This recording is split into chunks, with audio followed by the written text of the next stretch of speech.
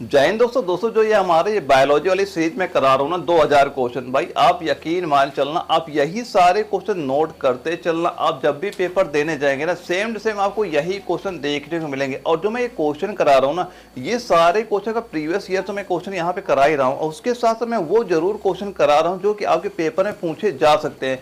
तो आप ये सारे क्वेश्चन नोट करते चलना, और पेन और कॉपी हमेशा लेकर बैठिए, ताकि मैं जितने क्वेश्चन करा रहा हूँ सारे आप नोट करते चलना। यहीं पे आपको जब भी पेपर लगेगा ना, यहीं से सारे क्वेश्चन आपको देखने को मिलेंगे। बस आप ये सारे क्वेश्चन नोट करते चलिएगा। तो आइए स्टार्ट करते आज क्लास। दोस्तों आज हम चैप्टर करने वाले हैं आपको जंतु वर्ग का वर्गीकरण, जहाँ पे आपका हमेशा आपका दो क्वेश्चन बिल्कुल यहाँ का देखने को मिलता है। तो यहाँ पे जो आपका मोस्ट इंपोर्टेंट, मैं आपको 100 क्वेश्चन कराने वाला हूँ। आप ये 100 क्वेश्चन नोट कर लेना, यहीं से आपके एग्जाम में दो क्वेश्चन कंफर्म है कि आपके एग्जाम में पूछा जाएगा। और इसी चैप्टर जो क्वेश्चन पूछे, सबसे ज्यादा बच्चों को इसी चैप्टर में आपका डाउट होता है, और इसी चैप्टर क्वेश्चन वहां पे छोड़ के आते हैं, और ये आपका मोस्ट इंपॉर्टेंट चैप्टर आपका हो जाता है। हमेशा आपके एग्जाम में दो क्वेश्चन यहीं से आपको देखने को मिलेंगे। और जो आज का हमारा पहला क्वेश्चन है, इसमें क्या पूछा जा रहा है, मलेरिया परजीवी तथा अमीबा को किस श्रेणी में आपका रखा जाता है। और ये आपका दानापुर यारों में आपको क्वेश्चन पूछा भी गया था, और जिसके 4 ऑप्शन यहाँ पे दिए जा रहे हैं। तो इसका राइट आंसर नोट कर लेना, वह किस श्रेणी में रखे जाते हैं। ये प्रोटोजोआ जो हमारा श्रेणी होता है, यानी प्रोटोजोआ श्रेणी में हमारे रखे जाते हैं, यानी ऑप्शन नंबर ए हमारा बिल्कुल राइट आंसर आपका हो जाएगा। दोस्तों ये मोस्ट इंपोर्टेंट चैप्टर, आप इसके सारे क्वेश्चन नोट करते चलना, यहीं से आपके दो क्वेश्चन कंफर्म होने वाले हैं।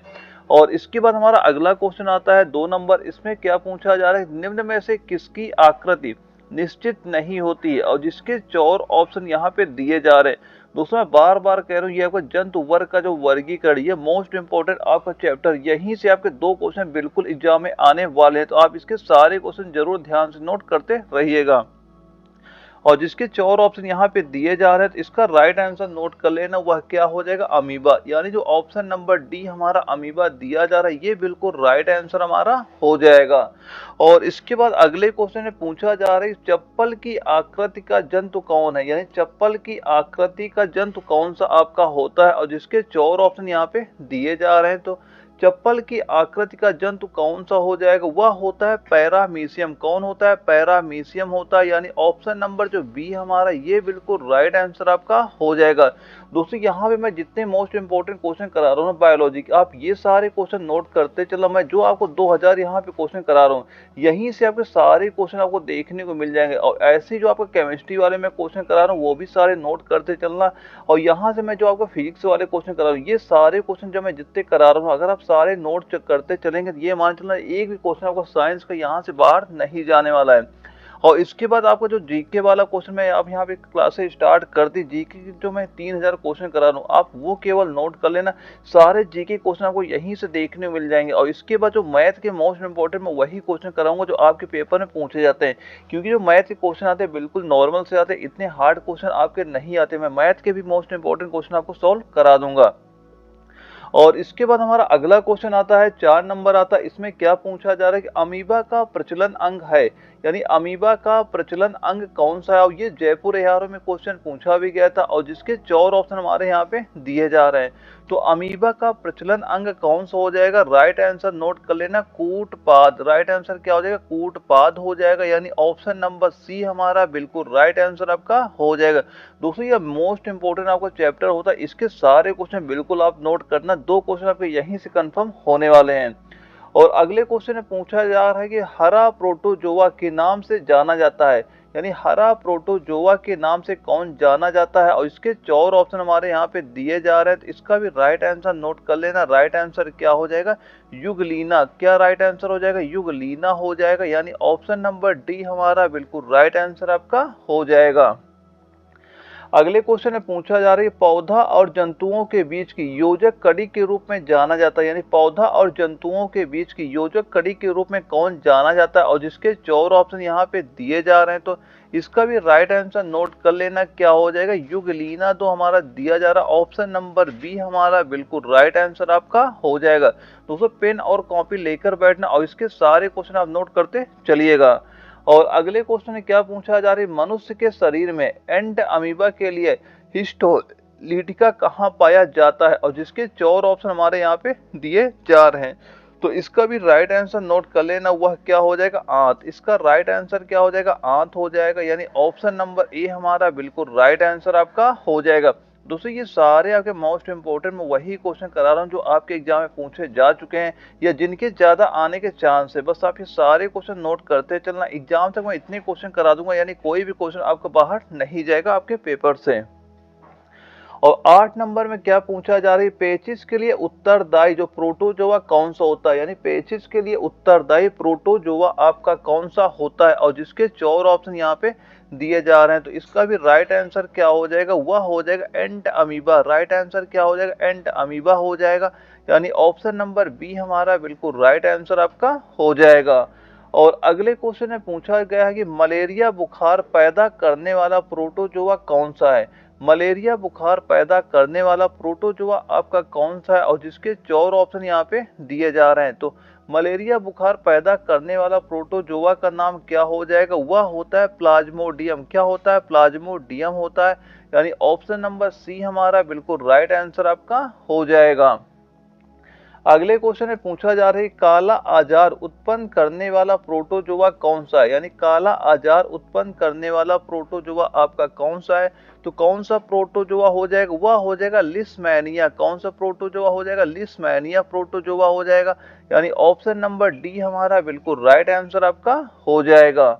अगले क्वेश्चन में पूछा गया है कि निद्रा रोग पैदा करता है, यानी निद्रा रोग पैदा करता है। तो इसका राइट आंसर नोट कर लेना, वह क्या हो जाएगा, ट्रिपैनोसोमा, यानी कि ट्रिपैनोसोमा जो हमारा ऑप्शन नंबर बी दिया जा रहा है, ये क्या करता है, निद्रा रोग पैदा करता है। ऑप्शन नंबर बी हमारा बिल्कुल राइट आंसर आपका हो जाएगा। दोस्तों ये सारे मैं जितने भी क्वेश्चन करा रहा हूँ, आप ये सारे क्वेश्चन नोट करते चलना, एग्जाम तक मैं इतने क्वेश्चन आपको करा दूंगा कि आप अगर सारे क्वेश्चन तैयार कर लेंगे ना, 45 प्लस क्वेश्चन आप बड़ी आसानी से वहीं से सॉल्व कर लेंगे।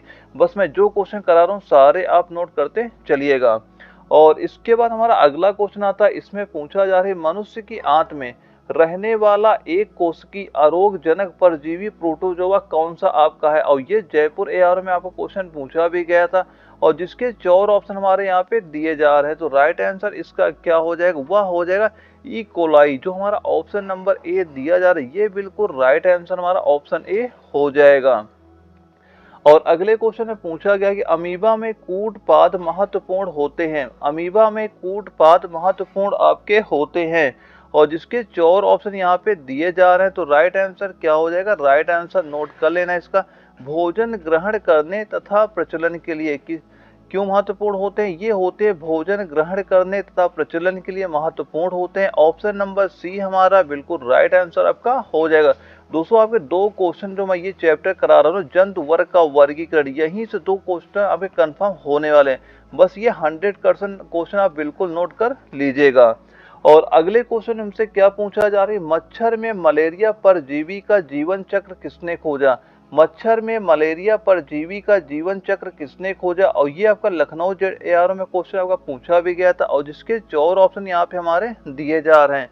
तो राइट आंसर क्या हो जाएगा, वह हो जाएगा रोनाल्ड रॉस। राइट आंसर क्या हो जाएगा, रोनाल्ड रॉस, यानी ऑप्शन नंबर जो बी हमारा, ये बिल्कुल राइट आंसर हमारा हो जाएगा।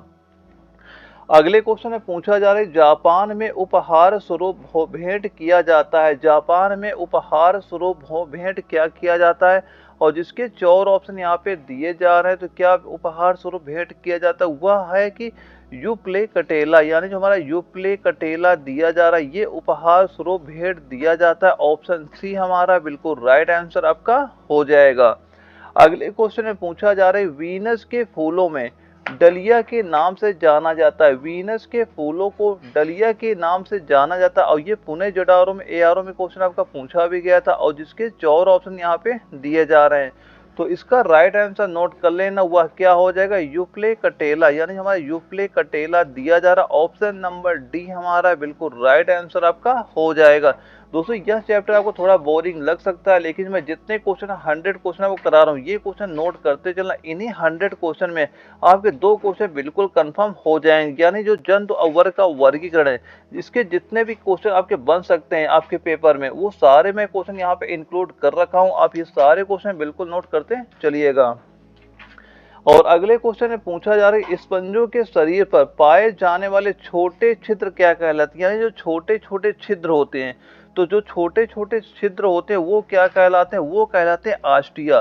क्या कहलाते हैं, आस्टिया कहलाते। ऑप्शन ए हमारा बिल्कुल राइट आंसर आपका हो जाएगा।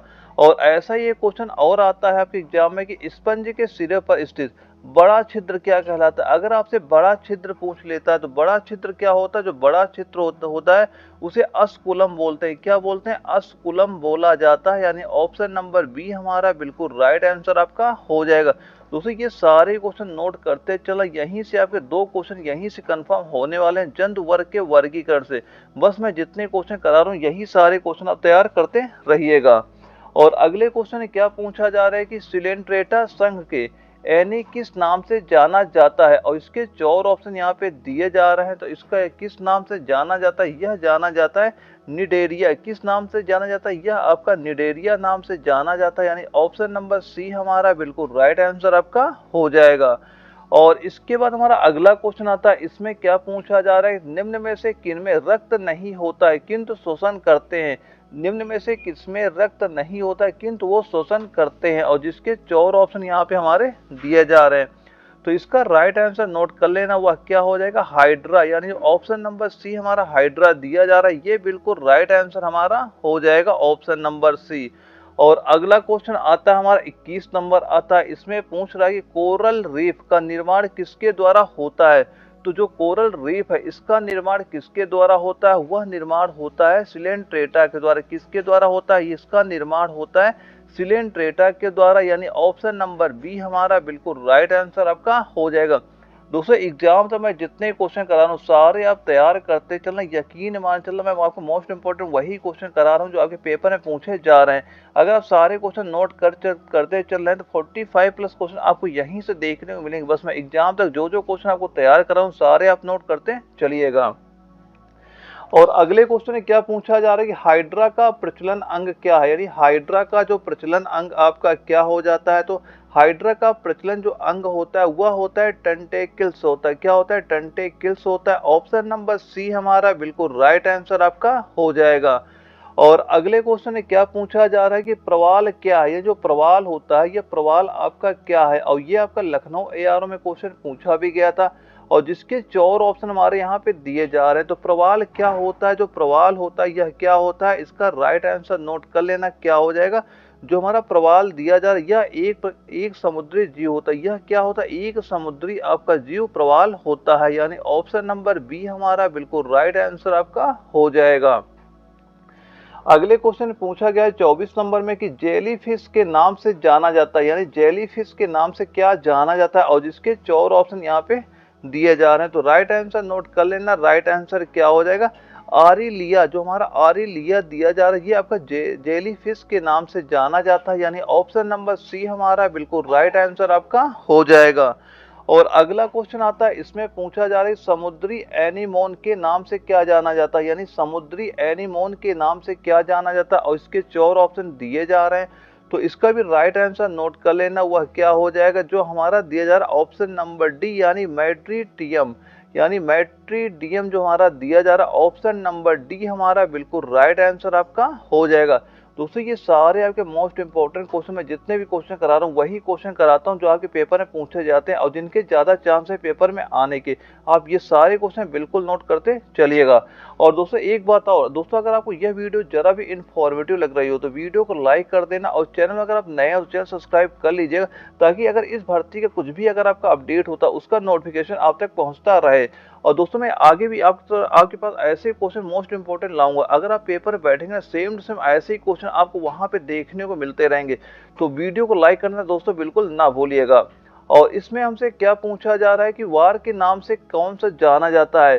तो इसके 4 ऑप्शन हमारे यहाँ पे दिए जा रहे हैं। तो इसका राइट आंसर नोट कर लेना, वह क्या हो जाएगा, इसका राइट आंसर हो जाएगा हमारा फाइसेलिया। इसका राइट आंसर क्या हो जाएगा, फाइसेलिया। यानी ऑप्शन नंबर ए हमारा ये बिल्कुल राइट आंसर आपका हो जाएगा। और अगला क्वेश्चन आता है, इसमें पूछा जा रहा है अमरत्व का गुण पाया जाता है। यानी अमरत्व का गुण किसमें पाया जाता है। और ये क्वेश्चन आपका लखनऊ एआरओ में पूछा भी गया था। और इसके 4 ऑप्शन यहाँ पे दिए जा रहे हैं। तो अमरत्व का गुण किसमें पाया जाता है, वह इसका राइट आंसर नोट कर लेना, हाइड्रा में।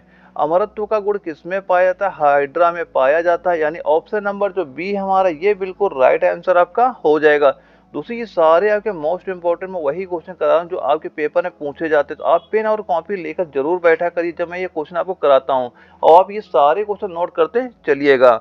और अगले क्वेश्चन में क्या पूछा जा रहा है कि चिपटे कृमियों को किस संघ के अंतर्गत रखा गया है, यानी चिपटे कृमियों को किस संघ के अंतर्गत आपका रखा गया है। और ये क्वेश्चन आपका जबलपुर एआरओ में आपका पूछा भी गया था, और जिसके 4 ऑप्शन यहाँ पे दिए जा रहे हैं, तो इसका भी राइट आंसर नोट कर लेना। राइट आंसर क्या हो जाएगा, जो हमारा ऑप्शन नंबर ए दिया जा रहा है, यानी प्लेटे हेलिमिन्थीज जो हमारा दिया जा रहा है, ऑप्शन नंबर ए हमारा बिल्कुल राइट आंसर आपका हो जाएगा।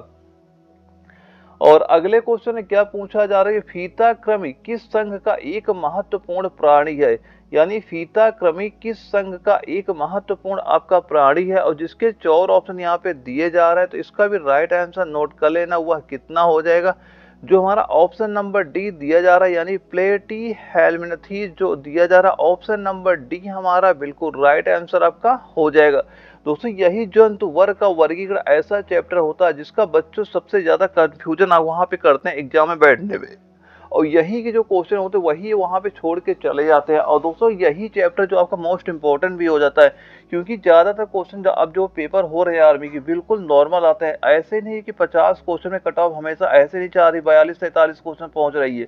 दोस्तों पेपर बिल्कुल नॉर्मल सा आता है, लेकिन 2-3 चैप्टर ऐसे होते हैं जिनको आपको बिल्कुल सही कर लेना है, क्योंकि यही जो चैप्टर होता है इसके के जो क्वेश्चन पूछे जाते हैं यही सारे क्वेश्चन बच्चे वहां पे छोड़ के आते हैं एग्जाम में। तो आप ये सारे क्वेश्चन बिल्कुल नोट करते चलना, ताकि आप जब भी एग्जाम में बैठे सारे क्वेश्चन आपको यहीं से देखने को मिल जाएं।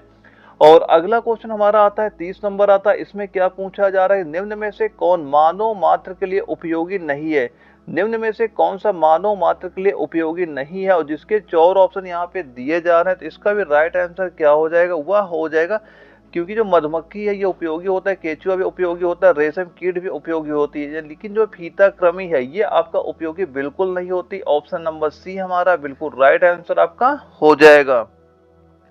और अगले क्वेश्चन में क्या पूछा जा रहा है, निम्न में से किसके के अधपके मांस खाने से फीता कृमि मनुष्य की आंत में पहुंचता है, और इसके 4 ऑप्शन यहाँ पे दिए जा रहे हैं, तो इसका भी राइट आंसर नोट कर लेना, वह कितना हो जाएगा, जो हमारा ऑप्शन नंबर डी सुअर दिया जा रहा है ये बिल्कुल राइट आंसर आपका हो जाएगा। दोस्तों ये सारे मोस्ट इंपोर्टेंट मैं वही क्वेश्चन करा रहा हूँ आपके, जो 100 क्वेश्चन ये इस चैप्टर के करा रहा हूँ। अगर आप ये सारे क्वेश्चन नोट कर लेंगे ना, तो जंतु वर्ग का वर्गीकरण का आपका एक भी क्वेश्चन यहाँ से बाहर नहीं जाने वाला है, और ये चैप्टर आपका मोस्ट इंपॉर्टेंट होता है आपके एग्जाम में, हमेशा यहाँ से 1-2 क्वेश्चन बिल्कुल आपको देखने को मिल जाएंगे। और अगला क्वेश्चन हमारा आता है 32 नंबर आता है, इसमें पूछा जा रहा है कि गोल कृमि या सूत्र कृमि को किस संघ के अंतर्गत रखा गया है, और ये जयपुर एआरओ में क्वेश्चन पूछा भी गया था, और इसके 4 ऑप्शन यहाँ पे दिए जा रहे हैं, तो यह किस संघ के अंतर्गत आपका रखा गया है, तो राइट आंसर नोट कर लेना, क्या हो जाएगा, निमैथीन जो दिया जा रहा है, यानी निमैथीन जो दिया जा रहा है, ऑप्शन नंबर बी हमारा बिल्कुल राइट आंसर आपका हो जाएगा। और अगले क्वेश्चन में पूछा जा रहा है कि एस्कैरिस द्वारा मनुष्य में कौन सा रोग उत्पन्न होता है, एस्कैरिस द्वारा मनुष्य में कौन सा रोग उत्पन्न होता है, और जिसके 4 ऑप्शन यहाँ पे दिए जा रहे हैं, तो इसका भी राइट आंसर नोट कर लेना। राइट आंसर कितना हो जाएगा, स्कैरियसिस जो दिया जा रहा है ऑप्शन नंबर बी, यानी स्कैरियसिस जो हमारा ऑप्शन बी दिया जा रहा है ये आपका बिल्कुल राइट आंसर आपका हो जाता है। और अगला हमारा क्वेश्चन आता है, इसमें पूछा गया कि फाइलेरिया नामक रोग उत्पन्न होता है, यानी फाइलेरिया नामक रोग उत्पन्न होता है, और जिसके 4 ऑप्शन यहाँ पे दिए जा रहे हैं, तो फाइलेरिया नामक रोग उत्पन्न ये किससे होता है, इसका राइट आंसर नोट कर लेना, क्या हो जाएगा, ऊचो यानी का राइट आंसर नोट कर लेना, उचोरिया बेन क्रॉप्टी, यानी बेन कॉप्टी, उचोरिया ब्रेन कॉप्टी से क्या होता है, फाइलेरिया नामक रोग उत्पन्न हो जाता है। ऑप्शन नंबर बी हमारा बिल्कुल राइट आंसर आपका हो जाएगा।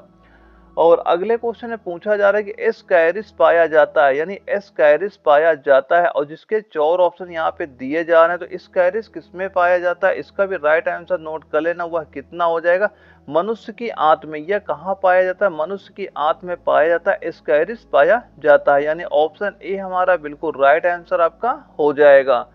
अगला क्वेश्चन आता है हमारा 36 नंबर आता है, इसमें क्या पूछा जा रहा है कि फेरेटिमा यानी पुस्थोमा निम्रज में किसका वैज्ञानिक नाम है? ये किसका वैज्ञानिक नाम हो जाएगा? तो इसका राइट आंसर नोट कर लेना, वह क्या हो जाएगा? केचुआ। ये किसका वैज्ञानिक नाम हो जाएगा? केचुआ का वैज्ञानिक नाम होता है। ऑप्शन नंबर सी हमारा बिल्कुल राइट आंसर आपका हो जाएगा। अगले क्वेश्चन में पूछा गया कि केचुआ में कौन सा रक्त वर्णक होता है? केचुआ में कौन सा रक्त वर्णक होता है? और ये आपका जबलपुर एआरओ में क्वेश्चन पूछा भी गया था और जिसके 4 ऑप्शन यहाँ पे दिए जा रहे हैं। तो इसका भी राइट आंसर नोट कर लेना, वह कितना हो जाएगा? जो हमारा ऑप्शन नंबर ए यानी कि हीमोसाइनिन दिया जा रहा है, यानी हीमोसाइनिन, जो हमारा हीमोसाइनिन ऑप्शन ए हमारा दिया जा रहा है, ये बिल्कुल राइट आंसर आपका हो जाता है। अगले क्वेश्चन में पूछा गया है कि केचुआ कृषकों को परम मित्र होता है क्योंकि, और इसके 4 ऑप्शन हमारे यहाँ पे दिए जा रहे हैं।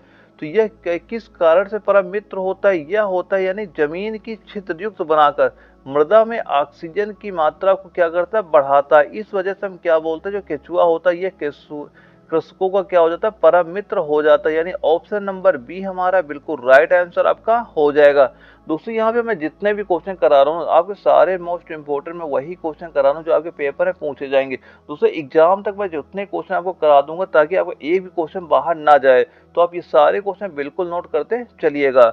और 39 नंबर में हमसे क्या पूछा जा रहा है? इसमें पूछा गया है कि केचुआ में कितनी आंखें होती हैं? तो केचुओं में आंखें कितनी होती? पहला ऑप्शन है 1, दूसरा 2, तीसरा बहुत और चौथा है कोई नेत्र नहीं होता है। तो केचुओं में आंखों की संख्या कितनी हो जाती है? 0। यानी केचुओं में कितनी आंखें होती? कोई नेत्र आपका नहीं होता है। ऑप्शन नंबर डी हमारा बिल्कुल राइट आंसर आपका हो जाता है। अगले क्वेश्चन में पूछा जा रहा है कि केचुआ किसानों को किस प्रकार लाभ पहुंचाता है? और अगले क्वेश्चन के जो 4 ऑप्शन यहाँ पे दिए जा रहे हैं तो इसका भी राइट आंसर नोट कर लेना, वह कितना हो जाएगा?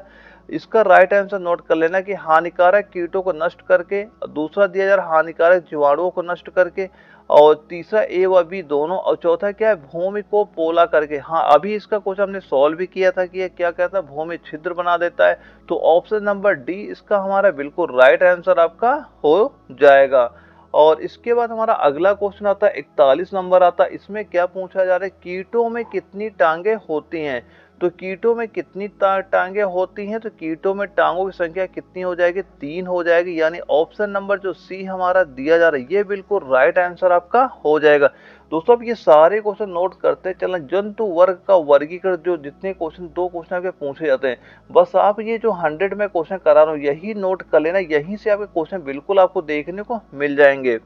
और अगले क्वेश्चन में क्या पूछा जा रहा है? इसमें पूछा गया कि काकरोच जल में जीवित नहीं रह सकता है क्योंकि उसका श्वसन अंगज है। और ये क्वेश्चन आपका लखनऊ एआरओ में आपका पूछा भी गया था। तो इसका राइट आंसर नोट कर लेना, वह क्या हो जाएगा? वातक। इसका राइट आंसर क्या हो जाएगा? वातक हो जाएगा। यानी ऑप्शन नंबर बी हमारा बिल्कुल राइट आंसर आपका हो जाएगा। अगले क्वेश्चन में पूछा गया है कि निम्न में से कौन सा कीट उपयोगी नहीं है? निम्न में से कौन सा कीट आपका उपयोगी नहीं है? और इसके भी 4 ऑप्शन यहाँ पे दिए जा रहे हैं। तो कौन सा कीट आपका उपयोगी आपका नहीं होगा? रेशम कीट बिल्कुल उपयोगी होता है, और इसमें मधुमक्खी बिल्कुल उपयोगी होती है, और लेडी बर्ड भी उपयोगी होता है, लेकिन घरेलू जो मक्खी होती है ये उपयोगी नहीं होती। यानी ऑप्शन नंबर सी हमारा बिल्कुल राइट आंसर आपका हो जाएगा। और इसके बाद हमारा अगला क्वेश्चन आता है 44 नंबर। इसमें क्या पूछा जा रहा है? मच्छर में लाल खून का उभर आना किस पोषण के कारण होता है? यानी मच्छर में लाल खून का उभर आना किस पोषण के कारण से होता है? और ये आपका पुणे एआरओ में क्वेश्चन पूछा भी गया था, और जिसके 4 ऑप्शन यहाँ पे दिए जा रहे हैं। तो इसका भी राइट आंसर नोट कर लेना, वह क्या हो जाएगा? स्तनधारी। यानी मच्छरों में लाल खून का उभर आना किस पर पोषण के कारण होता है? या स्तनधारी पर पोषण के कारण होता है। यानी ऑप्शन नंबर सी हमारा बिल्कुल राइट आंसर आपका हो जाएगा। और अगले क्वेश्चन में पूछा जा रहा है कि लौह उत्पन्न होता है, यानी जो लौह होता है, लाह होता है, ये उत्पन्न होता है, और इसके 4 ऑप्शन यहाँ पे दिए जा रहे हैं। तो लाह किससे उत्पन्न होता है? इसका राइट आंसर नोट करना क्या हो जाएगा? वह हो जाएगा कीटों के शरीर के श्रावण से। कीटों के शरीर से श्रावण से क्या उत्पन्न होता है? लाह उत्पन्न होता है। ऑप्शन नंबर सी हमारा बिल्कुल राइट आंसर आपका हो जाएगा। दोस्तों अगर आपको यह वीडियो जरा भी इन्फॉर्मेटिव लग रही है दोस्तों, वीडियो को लाइक कर देना, ताकि मैं आगे आप तक ऐसे क्वेश्चन प्रोवाइड कराऊं जो आपके एग्जाम में बिल्कुल पूछे जाएंगे। तो वीडियो को लाइक करना ना भूलिएगा। और 46 नंबर में क्या पूछा जा रहा है, रेशम का उत्पादन किससे होता है, और ये पुणे एआरओ में क्वेश्चन पूछा भी गया था। तो रेशम का उत्पादन किससे होता है, और जिसके 4 ऑप्शन हमारे यहाँ पे दिए जा रहे हैं। तो रेशम का उत्पादन किससे हो जाएगा, वह होता है रेशम कीट के प्यूपा से। किससे होता है, रेशम कीट के जो प्यूपा होता है वहीं से क्या होता है, आपका रेशम का उत्पादन होता है। यानी ऑप्शन नंबर जो बी हमारा, ये बिल्कुल राइट आंसर आपका हो जाएगा। और अगले क्वेश्चन में क्या पूछा जा रहा है, घरेलू मक्खी का जो लार्वा होता है क्या कहलाता है, घरेलू मक्खी का जो लार्वा होता है यह क्या कहलाता है, और जिसके 4 ऑप्शन यहाँ पे दिए जा रहे हैं। तो इसका राइट आंसर नोट कर लेना, इसका राइट आंसर क्या हो जाएगा, क्या कहलाता है, वह मैंगोट कहलाता है। यानी ऑप्शन नंबर सी हमारा बिल्कुल राइट आंसर आपका हो जाएगा। अगले क्वेश्चन में पूछा जा रहा है, जो बिच्छू का विष होता है यह कहाँ पर होता है। तो बिच्छू का विष आपका कहाँ पे होता है, ये जबलपुर एआरओ में क्वेश्चन पूछा भी गया था, और इसके 4 ऑप्शन यहाँ पे दिए जा रहे हैं। तो बिच्छू का जो विष होता है ये कहाँ पे आपका रहता है, इसका राइट आंसर नोट कर लेना, वह कितना हो जाएगा, जो हमारा डंक दिया जा रहा है। यानी ऑप्शन नंबर डी डंक में होता है। बिच्छू का विष कहाँ पे होता है, ये आपका डंक में होता है। ऑप्शन नंबर डी हमारा बिल्कुल राइट आंसर आपका हो जाएगा। और इसके बाद जो अगला क्वेश्चन आता है हमारा 49 नंबर आता है, इसमें पूछा गया है कि तितली की आंखें रात में क्यों चमकती हैं। यही तितली की आंखें रात में क्यों चमकती हैं, और जिसके 4 ऑप्शन यहाँ पे दिए जा रहे हैं। तो तितली की आंखें रात में क्यों चमकती हैं, इसका राइट आंसर नोट कर लेना, वह क्या हो जाएगा, टेपिटम यानी जो लुसीडा के कारण। किसके कारण होता है, यह टेपिटम लुसीडा के कारण क्या होती है, चमकती हैं। ऑप्शन नंबर सी हमारा बिल्कुल राइट आंसर आपका हो जाएगा। और दोस्तों इस चैप्टर का आज का जो हमारा क्लास का आखिरी क्वेश्चन है, इसमें क्या पूछा गया कि निद्रा रोग फैलाती है, यानी जो निद्रा रोग होता है यह फैलाती है। तो निद्रा रोग कौन फैलाती है, मोस्ट इंपोर्टेंट क्वेश्चन आपका हो जाएगा, और ये क्वेश्चन कई बार आपके एग्जाम में रिपीट भी हो चुका है। तो जो निद्रा रोग फैलाती है, तो निद्रा रोग कौन फैलाती है, वह सीसी जो मक्खी होती है यह आपके निद्रा रोग आपकी फैलाती है। यानी ऑप्शन नंबर ए हमारा बिल्कुल राइट आंसर आपका हो जाएगा। और दोस्तों इसके जो आपके 50 क्वेश्चन बच रहे हैं, जो मैं कल अगली क्लास लेके आऊंगा, इसके बचे हुए क्वेश्चन मैं वहां पे प्रोवाइड करा दूंगा। दोस्तों मैं एग्जाम तक जितने क्वेश्चन करा रहा हूँ सारे आप नोट करते चलना, एग्जाम में बिल्कुल यहीं से आपको सारे क्वेश्चन आपको देखने को मिल जाएंगे। और दोस्तों अगर आपको यह वीडियो जरा भी इन्फॉर्मेटिव लग रही हो ना, तो वीडियो को लाइक करना ना भूलिएगा, ताकि आगे मैं आपको इस तरह के क्लासेस और लाऊं जो आपके एग्जाम में बिल्कुल क्वेश्चन वहां पे देखने को मिलते रहे। तो वीडियो को लाइक करना ना भूलिएगा। ओके दोस्तों, मिलते हैं अगले वीडियो में, तब तक के लिए जय हिंद।